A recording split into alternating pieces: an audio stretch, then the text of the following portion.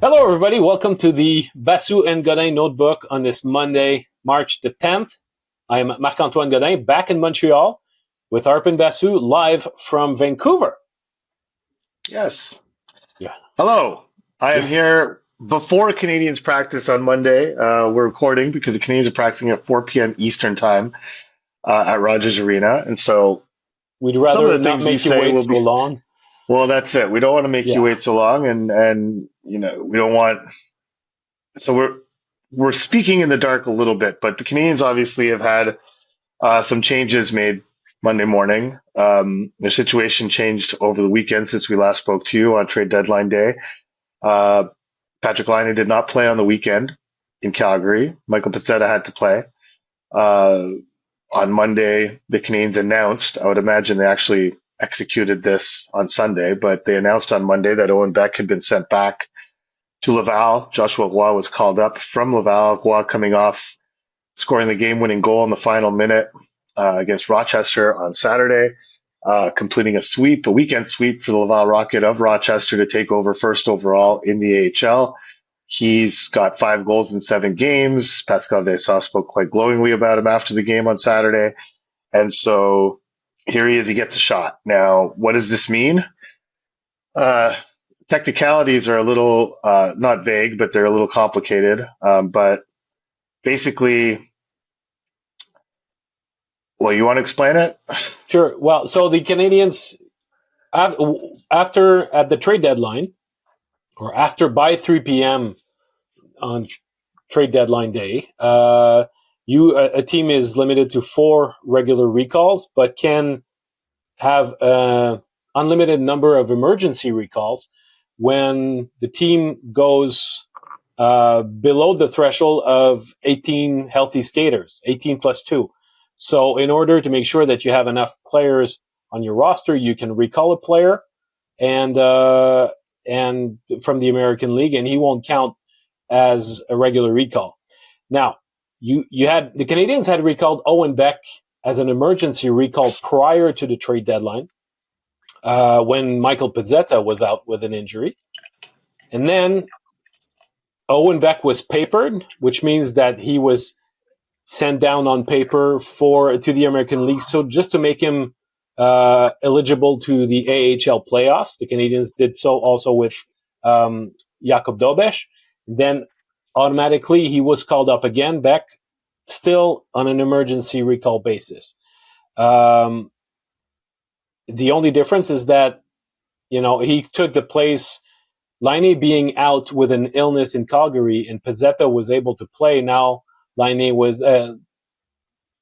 was an emergency recall for Laine and not for Pezzetta.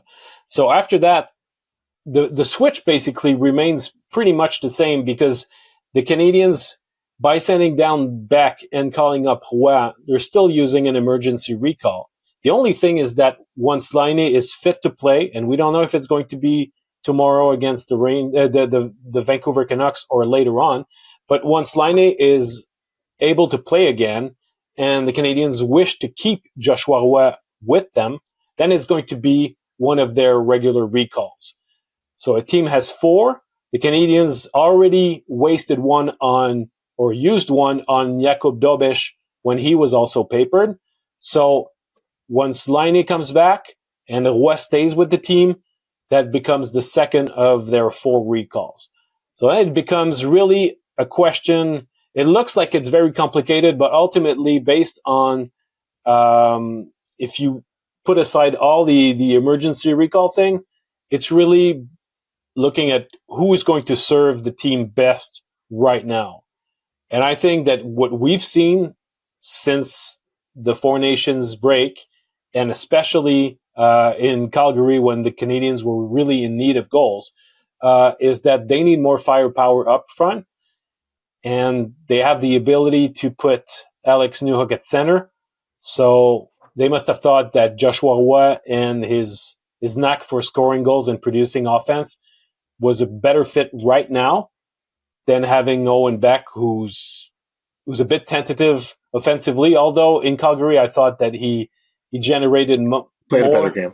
He had a better game offensively, but it was Anderson who was with him in Newhook, and it must have been a bit bothersome for St. Louis because I think that his other three lines, he likes them the way they are. So the less he would mix them up and dismantle them, the happier St. Louis must be.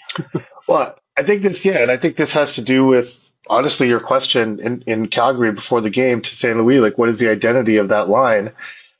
Obviously, with Pizzetta, it makes it complicated, right? And so, presumably, see what happens in practice later today, but presumably, if Line A is sick, you would think he would be ready to play by Tuesday, having already missed the game on Saturday.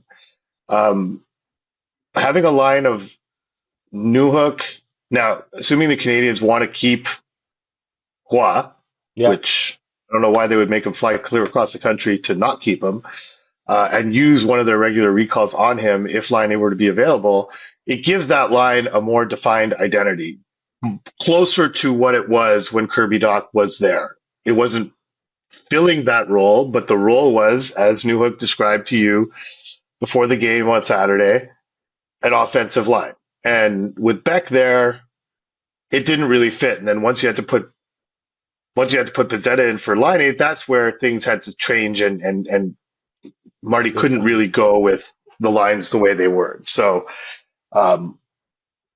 this signals that they are going to get a look at Newhook at center, which I think makes a lot of sense considering how they might have to move forward here with Dvorak's impending contract expiration. I've long felt that Newhook is going to eventually be a third line player on this team when they're good, when the top six, especially, when Demidov comes in next year, the natural guy to drop off there would be Newhook in all likelihood. And so, if he could replace Dvorak in a third line center role, I think he could be a good replacement in that role. And I think he could actually be a good player in that, given that circumstance. So getting a look at him in that position makes sense both for the future and for the present, because Beck was not an ideal fit playing center. And so having Newhook in the middle of the ice with a couple of offensive guys around him, presuming again that Line A is there, and long term, he will be back at some point. And so it would make it easier for both Marty and Newhook to answer that question with someone like Hua than it was with someone like Beck. And so that makes a lot of sense. There's the identity is a lot clearer for sure. If you have a line of Roy, Newhook, and Laine, it's not a very dependable line defensively. But at least if you manage to take the lead, or you're at home and you have the last change, or just if you're not chasing the game and you're not behind, this you can afford to have this team on the ice on a regular basis. If you're behind, though, there might be more limited shifts too. If you're facing high quality players like we saw in Edmonton, obviously not every team has Connor McDavid and Leon Draisaitl. It was a bit of special circumstances, but still, I think that there's an awareness of who the Canadiens can put on the ice at certain times. And what was tricky is that, and I brought it up on Friday, I just thought that Newhook and all this was a bit squeezed and lost in the shuffle, where he could play more minutes, but because of Laine's inconsistency on or in the defensive part of the game, and having Beck, who had like two big bites to chew, for a rookie centerman, he could not really help himself. So I think that it's a good thing that we see him again at center, but to me, the Canadiens are firmly in the present, and it's good that they might see for the future, what Newhook can do at center and all that. But to me, this is really a decision based on the here and now. The mindset of the Canadiens as they chase a playoff spot is dramatically focused on the present right now, more than Yeah, it we've is, ever but seen. no, 100%. But this is a case where it serves both, right? I mean, it's Yeah, like it really. I agree with you. This is a move for now, but it's also a move. That's the beauty of it, and the Canadiens should seek out opportunities like this to get 2-for-1 deals on things that give you information about the future and also help your present, and um, that's what they've done here, and really, I feel there are other. Obviously, I wrote this morning that, and I messed up the whole recall thing because I didn't realize that Beck was on emergency recall. So now, if they have 3 recalls available to them between now and the end of the season, maybe that turns to 2 uh, between now and Tuesday. Even with that, they need to find other. Is there other abilities to upgrade that are currently playing in Laval that you can use here? Like, I don't think the fact that the Canadiens are on this road trip in the West with no extra defensemen. They had one extra forward, who's Michael Pizzetta, who again did not crack the 5-minute mark against Calgary. Played 1 shift in the third, 2 shifts in the second. Like, it just doesn't seem like the setup that a team trying to trying to win a playoff spot in the last 19 games now would have. yeah. It's unusual that a team that has a ton of cap space, so it's not for cap reasons, um, is so far away from their AHL team without any reinforcements. And that the fact that Joshua Roy had to fly clear across the country. Now, I understand wanting to give Laval every opportunity and that Laval has injuries. I get all that, but I think there's a better balance to be struck between the two priorities where Laval is a priority, but Montreal is also a priority. And then, I mean, if you're going to hang on to your UFAs and not trade them away at the deadline because you want to make a playoff push, then act accordingly. That's kind of how I feel like they don't go hand in hand necessarily. And it's not as if there's tons of guys in Laval that they could use, but um, it'd be it'd be worthwhile just considering where can you upgrade.